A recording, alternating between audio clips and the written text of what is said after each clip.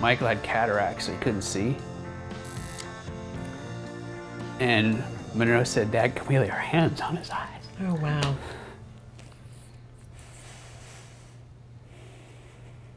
That's a proud dad moment. Well, because she remembered me reading her the story. Absolutely. And it was real to her. It wasn't religious. It was real. Like, there's a dude with a problem, you know, like, let's put our hands on his eyes. I want to know more about your God. She said, I've been here since 2006 and nobody has ever treated me like you've treated me. She said, I want to know more. Will you tell me more? And I said, sure. I said, I grew up as an atheist. Mm-hmm. She goes, me too. Oh, wow. Or you can gamble that, you know, this is it. You know, get the most you can out of life here, and there's nothing afterwards. But if you gamble that way and you're wrong, and there's a heaven and there is a hell, I'm gonna go with that. Mm-hmm.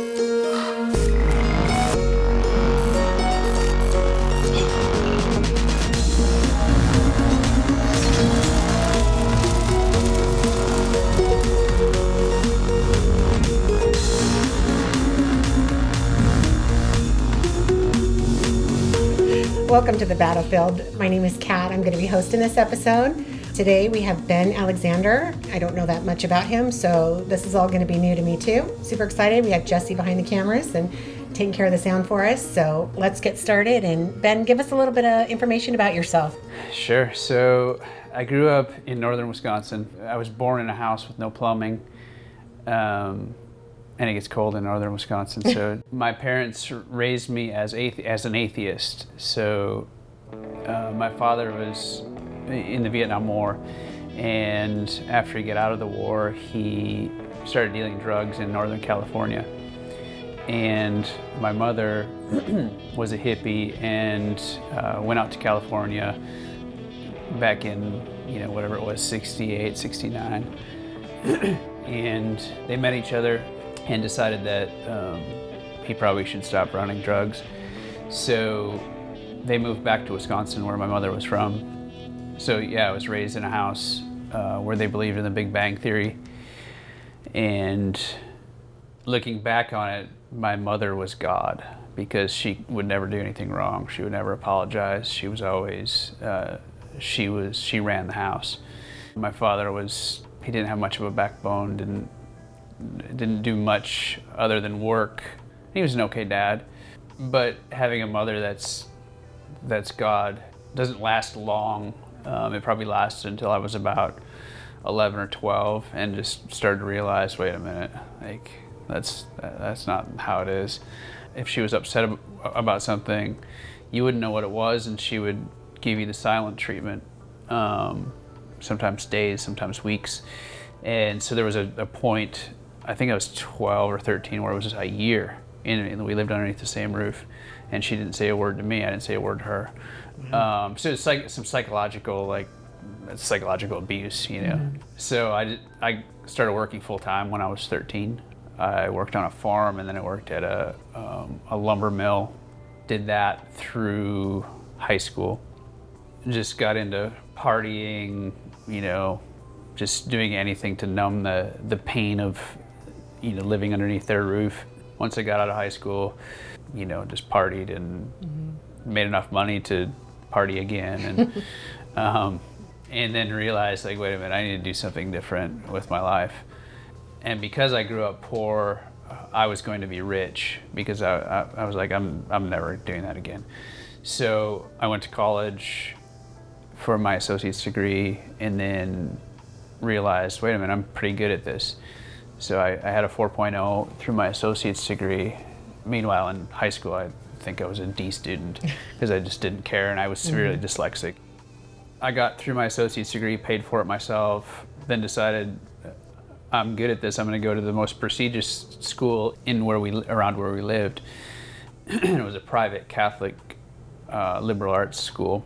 I went for business, a bachelor's degree in business, and nothing ever really challenged me. So I didn't realize I was severely dyslexic. So everybody told me I was an idiot until I realized that I wasn't, and my IQ's in the 99th percentile. I went through some testing and they gave me an IQ test. They're like, I think there's something different. So I wanted to go work for a company that would challenge me. So I went to work for Merrill Lynch in investments and quickly got bored there.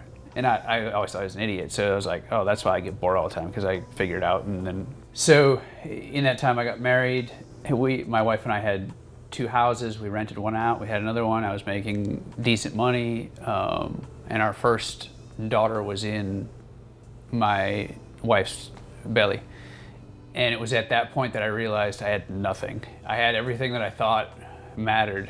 I had a beautiful wife. I had houses. I wore a suit every day, believe it or not. And I had a baby on the way, and realized I had nothing. I was depressed. I was suicidal. Just like, I don't want to be here. Mm-hmm.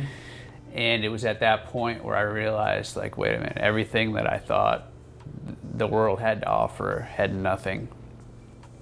And at that point, I said, somebody had told me about some non-denominational church that was near us, and I told my wife, hey, let's go to church.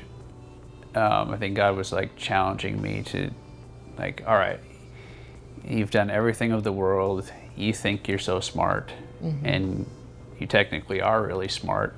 Now can you let me be the king? Wow. It was probably a 2-year process.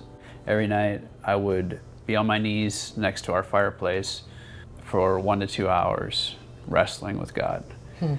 And the more I would wrestle, the more I'd look forward to the next night of just having it out, because I had so much stuff to unpack. And a lot of it was just because I used to debate people out of Christianity, mm-hmm. Because that's how my parents raised me, and they would sit and debate Jehovah's Witnesses at the table. My dad and his friends would always invite them in, mm-hmm. and they'd sit and debate these guys. And yeah, so 2 years of that, until I think God knew I was serious.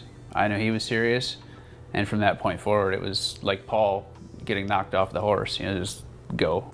So the first book I ever read was the Bible because of my dyslexia. Read it cover to cover. It took me a long time, but I read at a 3rd grade level. But I think that's probably right, because the Bible you don't want to read fast. Mm-hmm. So that was, from that moment, I went to work for a church, a non-denominational church, for a little while. And because I wasn't churched as a kid, I didn't know how the process worked. Mm-hmm. So I got in there and I was reading the Bible, and I was going to church, and I was working at the church. And I was like, wait a minute, what I read in here, these guys going after it, like, that's not what's happening over here. Mm-hmm. So I started a men's group at my house. It was like a 1,500 person church, and I started a men's group at my house, and all of the fringe guys would show up at my house, because they were guys who didn't want to go to a class, but they were like, I'll go to this guy's house. Mm-hmm. And it was a little house. I think it was 900 square feet that we were in, and there was nights in that house where there was probably 30 or 40 guys, and it was just fire. Wow, that's awesome. Yeah, because they weren't churched either. Mm-hmm. There was guys who were in maximum security prison Dean was in at 18. He went into Supermax, actually. And, he had gotten out of prison. I'd picked him up from prison a couple times. He went back in, but he was sitting in my living room. There was mm-hmm. guys who were gangbangers, gun-toting, breaking into people's houses. Not at this point, but they were that. And right. They were sitting on my couch. And, it's guys who, like, completely different than making it look like you've got it figured out when you go to something organized. Well, I think that's kind of why people like you are so important, because there has been so much church hurt. Yeah. That having somebody who's authentic and real and knows that people aren't perfect. Right. And accepting and loving them right where they are. I think that's really super important. Yeah, and before I had my wrestling match with God, I would hang out with guys that if we went to the bar, I could pick a fight with anybody because I knew all the guys behind me would take care of it. So now these guys all sitting in my living room, those are the same dude, like different people, but the same type of attitudes where, you know, they were going after Christ with that. Right. Which is, you know, I think similar to a Paul situation where he was so radically going after and persecuting and like going after people. And then he had that same zeal when he fell off the horse, you know? And so I think like God, what he does with us even when we're not following him, Right. he's building us Absolutely. for after we transform. And so and that's why I always say God never makes a mistake. Even pre-meeting him, the groups that I was able to pull together, the guys that I used to run with, and then post, it's like, oh no, I can reach those guys. Still to this day, when I was working at the church, I couldn't get the suburban dudes that had 2 kids and a wife and a job to do anything. I couldn't get them to come to a Bible study. I couldn't get them. But you put a dude that was a former drug addict and is ready to step into the church, somehow he'd be sitting in my living room, right. you know, completely spilling his guts out. And that's because that's who I was with prior. And so God gave me, you know, that type of ministry. So I think a lot of times that we walk through certain things in our life, and even when we're following Christ and we might be going through a valley, a lot of those times those valleys can be used for something good later on. Absolutely. You can sit there and go, why me, or why am I having to go through this, Lord, or whatever. Or you can say, okay, Lord, like I know you're going to use this for good, because he's always awesome. Right, because he's doing something. Yeah, he is. He's doing something in those moments. He's doing something. If you're in a valley or a desert, he's just waiting for you to do something, right. Or he's waiting for you to learn something or whatever, and if you didn't ever something out of you. If you didn't ever go through what you were going through or whatever, you wouldn't have that compassion and the love for all those people that right. The unlovely is what they call them. You know what I mean? Right. Like we need people like you. But sometimes I have frustration with the overall church culture in the United States, because I didn't come from that. I don't do well in that. I don't, because I've seen such transformation in people, like from, drug addicts to following Christ and not caring what anybody thinks, and when you see that, and I always, with my kids, I make sure that my kids understand. We've been doing homeless ministry ever since they were this old, going out in the woods and finding people and doing homeless ministry, because I don't want them to grow up in a house thinking that there's some easy religious Christian life that they're going to live, because that's not reality. They're going to get too comfortable and get lulled to sleep. So my oldest, I think she was 5. We lived in Cocoa Beach, and when we moved there, I was like, I'm going to find the roughest looking neighborhood, and we're going to go. And so her and I went, and there was all this government housing, and we parked the truck and we started walking up and down these streets. She told me,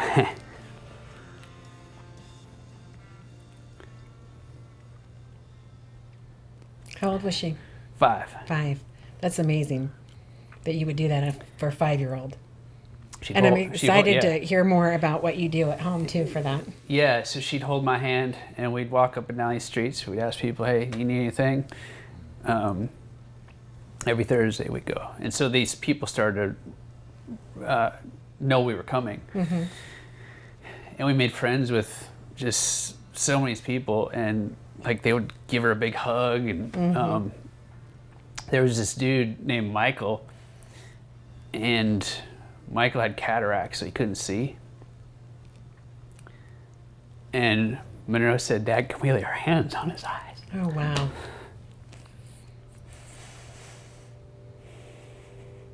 That's a proud dad moment right there.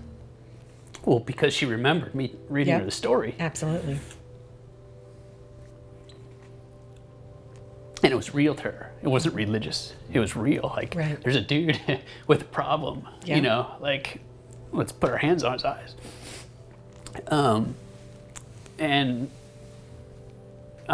So we did that until we ended up moving over here. And there's 2 moments when we lived over in that area where God like impressed something on my life, like in the middle of the night. There was 2 things that happened, and it's never happened to me again. Mm-hmm. One, and we were only at this house for 9 months. One was, he said, or impressed on me, however, I don't want to make it weird, but at 2 a.m, I woke up and he had impressed on me, I want you to go to Guatemala and do mission work. And I was like, I don't even know where it is. And so I called some of my friends and told them, hey, this is what happened. Not remembering that my friend Luis was actually from Guatemala. And so when I called him, he's like, that's where I'm from. And he said, that's the second most dangerous place in the world.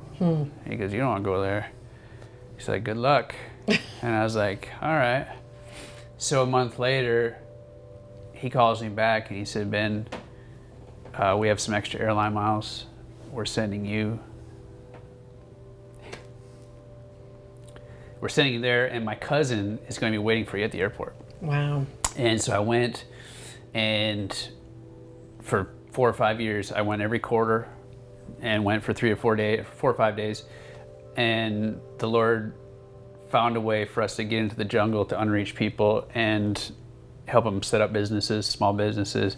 Then the next trip, we'd bring them Bibles, share the gospel with them. And That's amazing. Yeah, it's just some amazing stories there.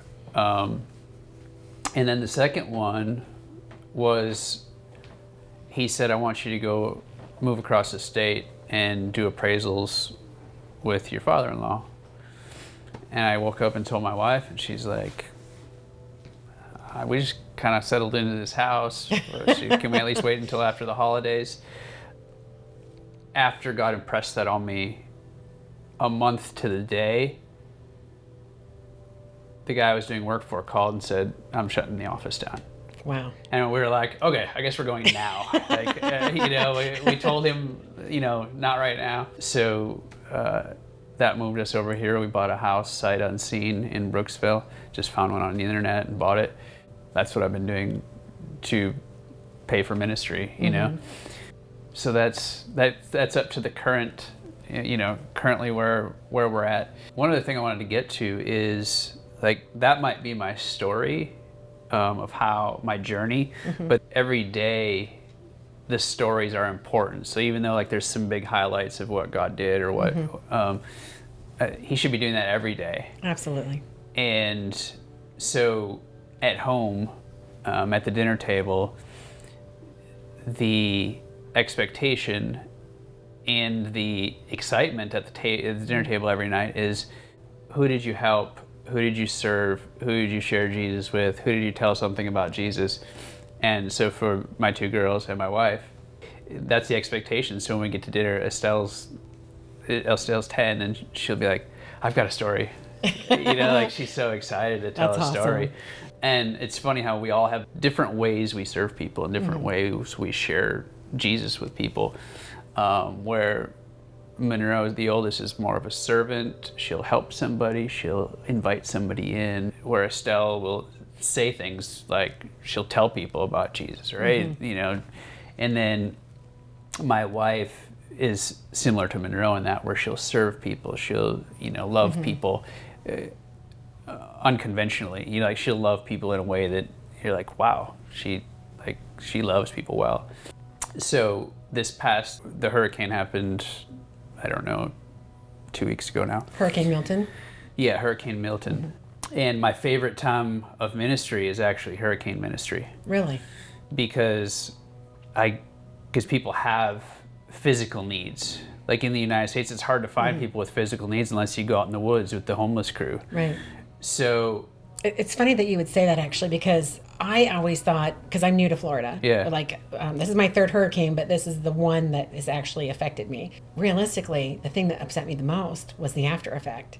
like not having gas, not Sure. having water, not having electricity, trees down everywhere, power lines down everywhere, water everywhere, hearing people fighting at the gas station, pulling guns out. Yeah. You know, I mean, it's astounding the after Right. effect that people don't get that vision of what really goes on. Right, and that's my favorite time. So I'm Chaos. excited to hear about what you did. Like Jesus, where did he go? He, Right. you know, like he didn't go for what's easy and like kick it with the 12 at Peter's house all the time. Like, no, they were going in where it was a little bristly, because I'll get my chainsaw out, get my tractor out, and go.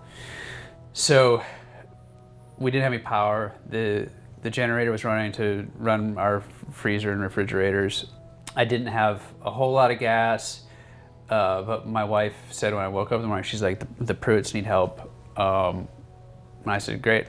So I called Cliff, and I said, hey, I'm coming over with some guys. We're gonna come and cut you out. And I had woken him up. It was like 8 o'clock, and he called me back like 20 minutes later. He's like, hey, if you don't have gas, we can do this a different day. I was like, no, I'm on my way. Knowing that I didn't have, I had enough gas to get to his house and get home. And I had about 3 gallons left for the generator. And I knew I probably wasn't getting gas anytime soon. But God provides our every need. Exactly. Every need. So we went out there and spent the majority of the day taking care of him and his family. And Danny and Katie were with me. And Danny said, are you going to go back out? And I said, I will, but I need to find gas first, because I only have enough gas to get home. And so I drive home, and I turn on this gravel road that is on the back of our property. And there's the donkey lady has 2 miniature donkeys, and we never see her. So I think she has 2.5 acres or something. We never see her. Well, she's out, standing out by the donkeys. And I told God on the way, I was like, hey, if you want me to go back out and find me some gas, you know, whatever. But the donkey lays out, I don't need it. So I pull up, and I hopped out, and I said, do you need help? And she said, well, this tree fell in my koi pond. She has this huge pond, it's probably as big as this house. And there's some koi in the bottom, a tree fell in it. And she's worried she didn't have any power. She's worried about her koi, whatever. And I said, well, do you need help? And she said, what are you going to charge me? I said, nothing. I'm just going to come and help you. She said, why are you here? And I said, I'm here in the name of Jesus. And she just kind of looked at me. So I take my tractor, and there's probably 6 trees down. And so I'm just working hard, and I had to stop to do something. And she said, why are you doing this? Are you going to put an invoice in my mailbox? And I said, oh. I said, Jesus said, love your neighbor like yourself, right? And she just kind of looked at me and just kind of smiled. And so I just kept working. And I probably worked for 3 hours, cleared her entire property up, had everything on a pile. And I was packing up my chainsaw in the case. And she said, I want to know more about your God. She said, I've been here since 2006, and nobody has ever treated me like you've treated me. She said, I want to know more. Will you tell me more? And I said, sure. I said, I grew up as an atheist. She goes, me too. Oh, wow. She said, my dad told me if you can't touch it and feel it, it's not real. And I said, if you can gamble and think that there's not an afterlife, but if you gamble and you're wrong, hey, you got problems. I said, or you can follow this story where 600 some prophecies have been fulfilled. Absolutely. And the odds of that are next to none. And she said, tell me more. I said, I'm not trying to do it. I'm just trying to here to help you. I said, if you want to hear more, I'll tell you more. You don't have to listen to me. She said, no, please. I said, all right, give me 10 minutes. I took her from creation to judgment day in 10 minutes. And she was like, oh my gosh, hey, how can I learn more about this? And she goes, you go to a church? I said, no. She said, well, where do you learn all this? I said, I read my Bible. Mm-hmm. And she goes, will you bring me a Bible? And I said, yeah, I'll bring you a Bible. I said, I'm not trying to get you to do it. She said, no, I don't know which one to read. Will you please bring me a Bible? What an amazing request. I would love to be asked for a Bible. Yeah. And she said, and I said, I'll bring you one. And I said, I'm going to mark 2 chapters that I want you to read. I want you to read the chapter of John, and I want you to read the Gospel of John, and I want you to read Acts. Mm-hmm. And I said, and I'm going to put a note in there. I'm going to put my phone number in there. And I said, if you read that and you still want to know more, you call me, mm-hmm. and I'll come and sit with you, and I'll teach you whatever else you want to know. And she was like, oh my gosh, please, please, please do that. Mm-hmm. And so going from being an atheist to using that story to be able to share it with another atheist that mm-hmm. she just had no idea. She was so confused. She was like, oh, that's why Jesus was hanging on. That's why that's everywhere with him mm-hmm. hanging on a cross. She didn't even know what that was about. Right. She smelled like incense. She had like this Eastern religious vibe to her. Mm-hmm. She had the koi pond. She had bamboo planted around. Not that like probably makes that you feng shui, I'm not sure if that's how you say it or not. Yeah, like her place it was dirty. She had it was, and there was just trees. This place is unkept, whatever. And by the time I got done with it, it was way better than the storm even before the storm even came. That's awesome. You know what I mean? And I think just me sharing just showing her who Jesus was instead of telling her who Jesus was. Mm-hmm. Because Jesus said, follow me. He didn't say, listen to me. And so that's why I love Hurricane Ministry, because you get to help somebody that has a physical need. Clearly she couldn't do anything about it. Mm-hmm. There was some guys who it was a small house. They charged her $2,200 to put boards on her windows. Wow. Yeah, and so she was so worried that I was going to charge her a bunch mm-hmm. of money. And I said, this is the greatest payment I could ever get, mm-hmm. And my treasure's in heaven, not here. The one thing that kind of sets that apart is that, so many people have been hurt from church hurt, mm-hmm. And religious people and things like that or whatever. And it, even with your kids, you're showing the relationship with Jesus and the love of Jesus versus the laws and the rules and you know what I mean? Yeah. Well, guess what happened? So the next day, Estelle, she's in the kitchen making cookies. Mm-hmm. Guess where she was taking them? Aww. Down to Lauren's house. So, and then a few days later, I was helping our neighbor Dean. He moved in a year ago probably, and we haven't he waves, super nice. And I was over there. I just came unannounced and just started cleaning up his yard.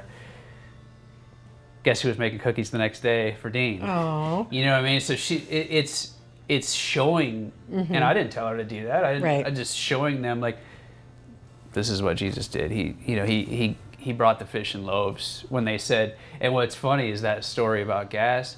They were like, we don't have any fish. We don't have any food. This would be a year's salary.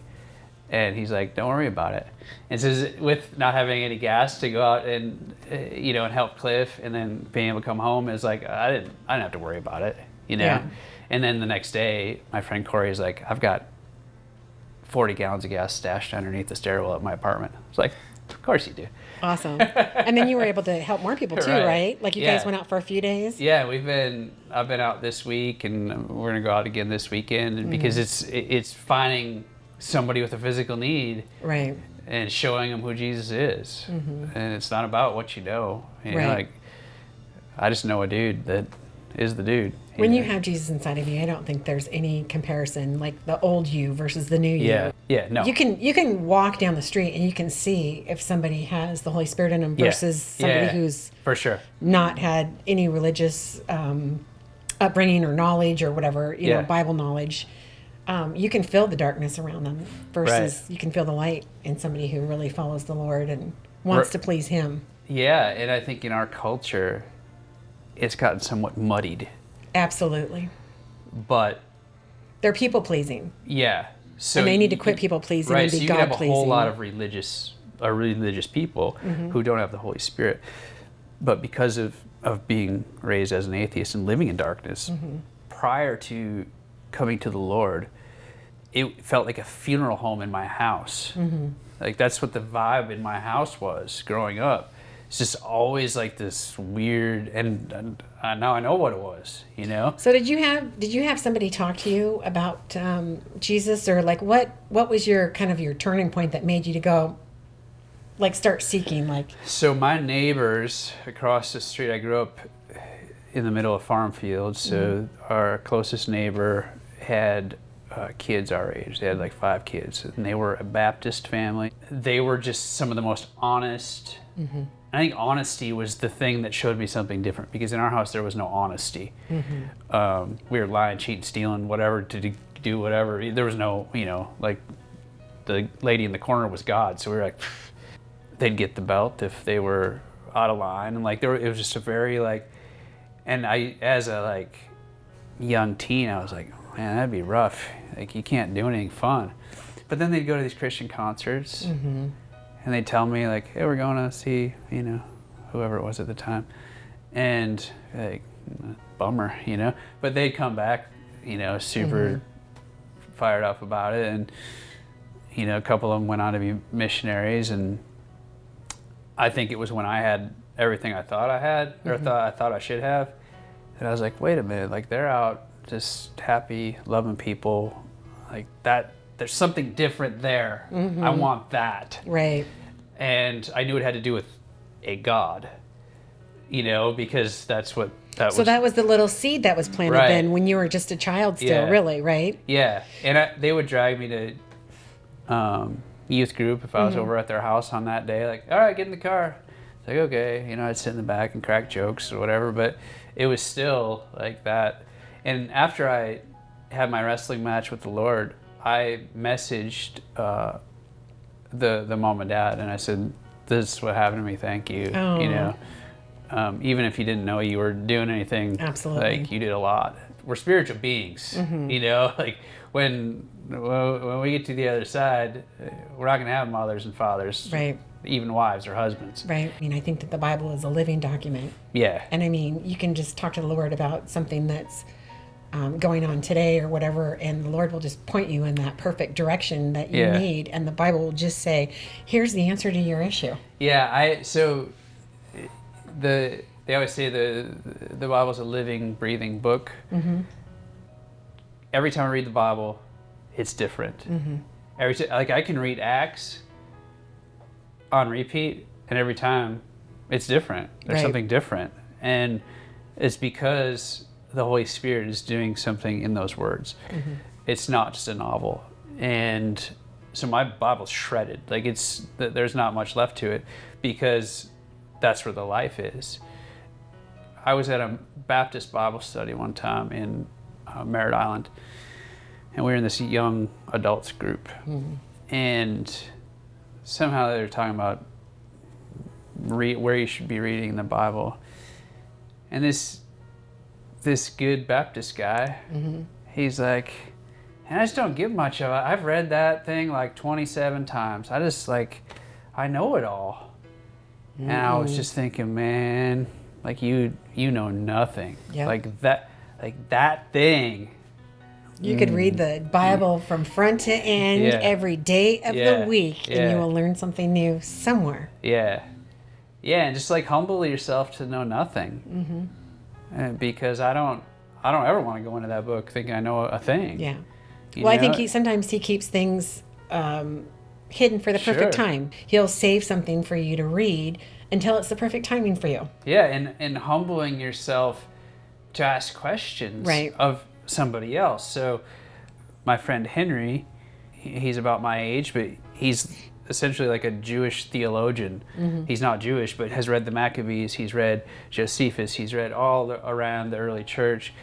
And I love to ask Henry questions like, hey, what do you think? Like even on the we went through salvation this past summer of like, what do you think this is? And completely changed my mind of what that looks like. And it's because I asked, because I didn't assume that I knew something. Right. And so then I reread the New Testament as we were going through that. I'm like, of course he's right. I'm just like, my mind is just blown because there was some parts in the Bible where you have to, in order to have one way of thinking about salvation, you would have to like kind of fill in the blanks. And when Henry was telling me about it, I'm like, of course that's it. Right. And it like completely blew my mind. Mm-hmm. And that's not the only thing. But I think digging into like and not so you can know, like so you can say that like, that dude knows everything. Like, no, that's not it. Right. Like, I want to confess to know nothing, just what he has to say to me. And like, I want to look at it with fear and trembling and approach it with fear and trembling because I don't want to be wrong.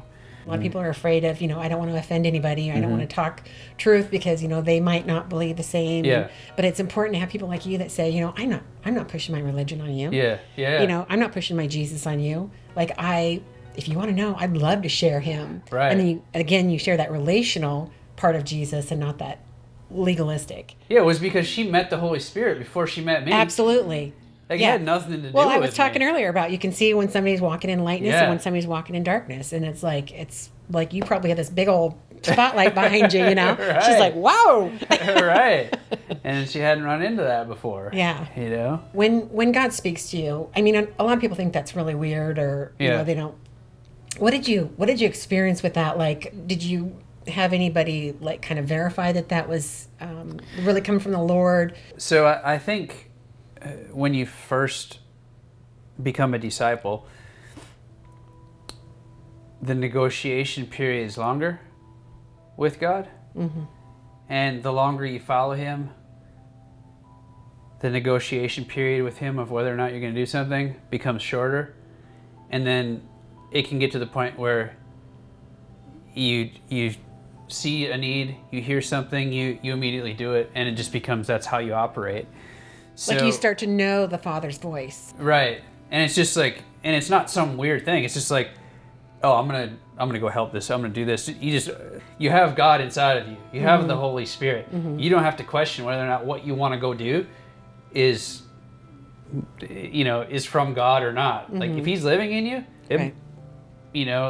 so, and like I said, with moving over to Brooksville, I was still like in the negotiation period where I was like, well, maybe after the holidays we'll move over there. Mm-hmm. And he was like, no, I want you now. So, and with Guatemala, it was the same thing where, my Guatemalan friend that lived in northern Wisconsin was like, yeah, good luck. And so I had no idea how I was going to get there. Mm-hmm. But a month later he called me and was like, you're going. Were you scared when he said that? Were you like going, oh no, it's really going to happen now? I wasn't scared until I got to the airport, the Guatemalan airports. So, and I didn't have a phone. So he just said his cousin would be there with a sign that has my name on it. So I walk out of the double doors and there's all these people. Oh no. Standing there. I wasn't sure if I was going to get robbed, what was happening. So I'm standing there for a while. And then one of the rental car guys said, he spoke English. He goes, hey, can I help you? And I said, yeah, I'm supposed to be meeting, somebody's supposed to be picking me up here. And he said, do you have his phone number? And I actually had his phone number. So this guy called him. Hey, she woke him up. Yeah, so he wasn't even there? So for 2 hours, I was standing there. I think that was the Lord, testing my resolve. And he started taking me places, and I realized I wasn't in danger as long as I was, mm-hmm. And if I was going to die out in the middle of the jungle somewhere, so be it. Right. One of the territories, it's still a machete justice system. So these two men, they told me about this group of people I was with. We were climbing a mountain. It takes like an hour to get up the mountain. I was in the back of a pickup truck, and there's no guardrails. It's like you're literally muddy. And I'm like, well, whatever, Mm-hmm. And they're telling me a story about this place is a machete justice system, and they have no crime. Wow. So two men abducted a girl or did something, and they found out, and they chopped them all in pieces, in the middle of the village. All the people came. They chopped these guys up, buried them, and that was the only crime in like 50 years. So I think like when it's hearing from God, you just have to just do what he says and trust that he is going to take care of you, you know? And I wasn't in any danger. I think if you procrastinate, your life will be a lot less full in Jesus. Right. So if he says, and I think after a while he stops saying stuff. Right. Because he knows you're going to complain about it. Right. So all of a sudden you don't have opportunities to love people or to share the gospel. Yeah. I've had arguments like that with the Lord before where he's told me to do something or something was for me. I'm like, yeah, that's not for me. Yeah. You know, but it's like, you know, I mean, it doesn't take me very long to figure out that that really is the Lord speaking to me. And it's like, okay, well, you know, show me. And it's like, literally, he'll be like, hey, this is like written just for you. Read this. Well, a lot of times it's uncomfortable. The things he's going to ask you to do, he's trying to make you like him. You're trying to be like the world. You know, we're like, oh no, like I do things this way. And he's like, no, that's not how the way things are done. I think that's really one of the key things is when it's uncomfortable. I don't think he's going to ask you to do everything in comfort. I hate being comfortable. Right. I hate it. Yeah. When I start to get comfortable, I'm like, I'll go to the woods and look for homeless dudes. Or I'll, you know, like I'll do something that just is like, shakes me up. Or go on a mission trip somewhere or whatever. In Guatemala, I've taken a few groups of people down there with me, and one group there was these 4 large white dudes. You know, so one dude I think was 6'4", another dude was like 350 pounds, like large dudes, and I took a wrong turn in the van. And those guys were sitting in the van like, and I was like, we're fine, you know? But, you know, I think we live in such a comfortable society that's actually super dangerous spiritually. Yeah. And I don't think people are really prepared to do what you did, you know? And I mean, like there are times where, I know this is a really stupid example, but there's times where I'm even nervous riding in the car with somebody, right? And I have to sit there, I know it sounds really stupid, but I have to sit there and say, okay, Lord, I know you've got this. I'm uncomfortable riding in this, but I have to trust in you. Yeah. I don't have to trust in the driver. I have to trust in you. Right. And so I get this whole new piece about me where I'm not sitting there terrified in the car, you know. Well, I think if we open our mouths about Jesus in those situations. Oh, absolutely. Because I love saying uncomfortable stuff. Somebody's having a conversation that's not honoring the Lord. I'll just interject with Jesus, and if it gets awkward and weird, I'm okay with that. Sometimes I'd rather be awkward, even if it's not necessarily loving somebody in the way that you think about it, but I'd rather shut down the evil. Oh, absolutely. You know, and like say something awkward or like try to start a conversation about Jesus, because that gives them, the blood's not on my hands. Yeah, you know, well, like, truth sometimes is painful for people, you know, and so, but I think if we stop speaking the truth, then we have to answer to the Lord. Right. In the long run, he's going to say, well, why didn't you say something? Right. So. Right. And I never want that to be the case. I never want to take my human comfort and use that as an excuse. Yeah, so many people take that human comfort where we need to start speaking the truth and loving on people and just showing God's grace and mercy. And the devil will lull you right to sleep. Right. In your comfortability. Yeah. And that's, I don't remember ever when I read the Bible, anybody being comfortable. Ever. Nope. You know, not once. So Ben, thank you so much. Just want to thank everybody for joining us, and we look forward to seeing you on the next episode. Have a great night. That night, one of the boys ended up overdosing and dying from a fentanyl overdose. And that was the first time I ever tried it. We're going like 140. The cops get behind us. The guy that was driving the bike, I kid you not, touched his foot to the cop's bumper and went around him, and we sped off through the Floral City light.